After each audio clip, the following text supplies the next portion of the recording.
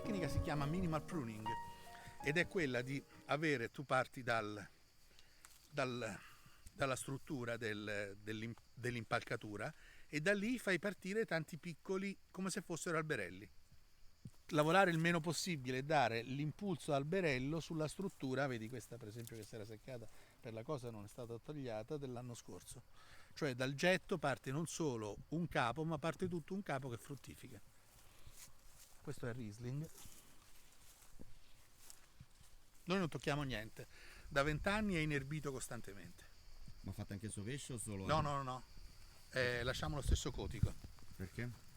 Perché la vita in questo modo si autocontrolla. Questa terra ha la particolarità, è terra calcarea, ci sono note di argilla e una buona struttura, perché questa è la fine del grande lago, cioè qui c'era ancora mare.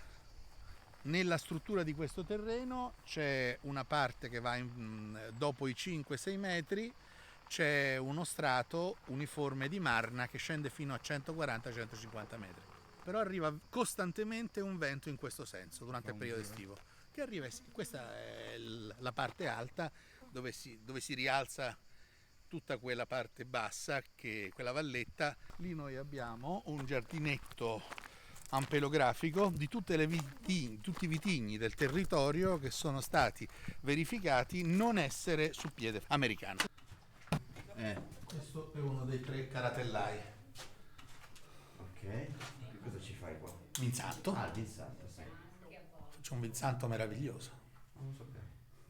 Abbiamo rinnovato completamente il modo di far Vinsanto umbro, che è diverso dal toscano, perché il Vinsanto veniva lavorato nell'unica stanza calda, cioè qui in Umbria una stanza calda c'era nelle classiche strutture, dove c'era il camino, dove si faceva da mangiare, dove si facevano tutte le cose, e nella stanza calda si faceva il lavoro dell'appassimento delle uve che venivano utilizzate sia come cibo fino a che non appassivano, e poi quando serviva la stanza per il maiale le uve venivano pigiate e venivano lasciate all'interno della stessa stanza calda, per cui fermentavano importantemente con una concentrazione maggiore.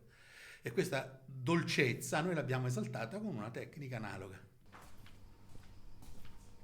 Con le anfore tu puoi ottenere il massimo di microossigenazione del vino e quindi successivamente non c'è più bisogno di metterci solforosa per niente. Dopo un anno d'anfora il vino va in bottiglia senza solforosa, completamente.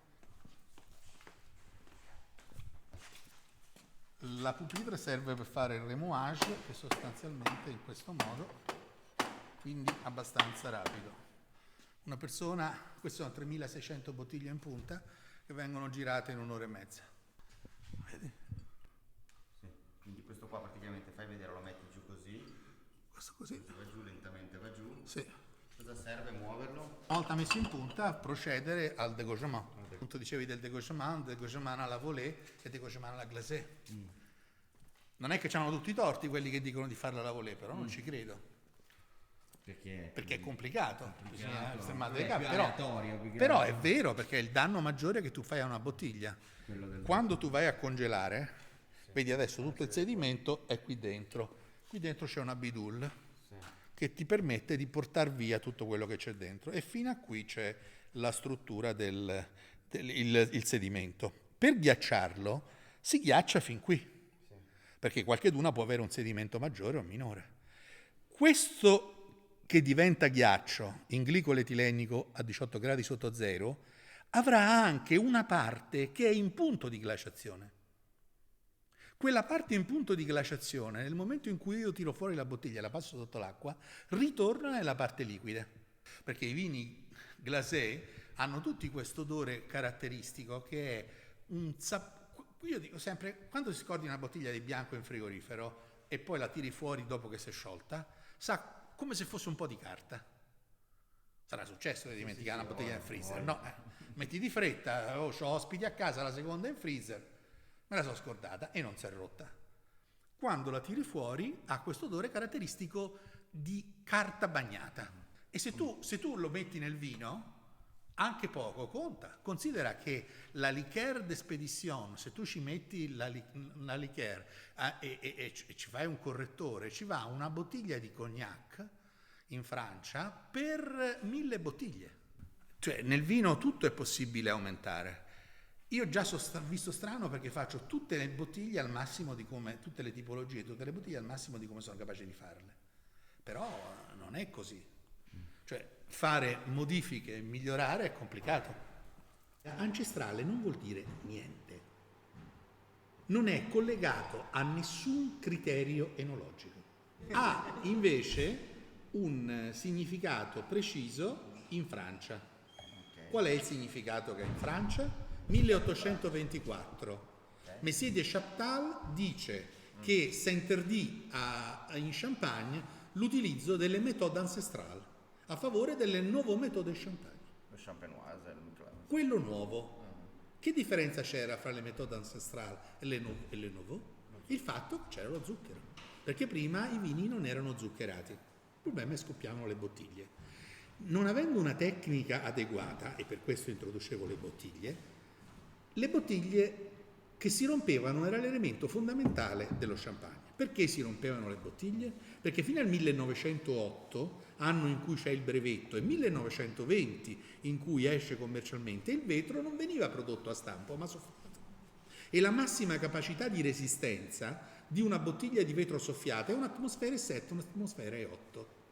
Questi problemi come vengono risolti da Messier de Chaptal? Introducendo il concedere zucchero, che nel Settecento sarebbe stato impensabile, perché il Settecento costa di più lo zucchero, e anche qui bisogna fare la storia, di quello che cosa? L'uomo più ricco del Settecento è Mr. Tate. I francesi non hanno più zucchero, trovano questa tecnologia tedesca dell'estrazione della barbietola, lo zucchero diventa economicissimo, tanto che si mette nel vino. Quanto? Un cucchiaino raso, 5 grammi. Un'atmosfera e un quarto. Le bottiglie non scoppiano più. Parte strepitosamente il champagne. Questa è quello che significa ancestrale. Era l'ultima parte della fermentazione naturale all'interno di una bottiglia, che veniva fatto perché nel Settecento, con la piccola glaciazione, i vini non arrivavano, non si conservavano, mentre se invece l'ultima parte veniva fatta nella bottiglia, la carbonica è un conservativo naturale e i vini non si guastavano. Questo è il Riesling fatto di Navolé in settembre.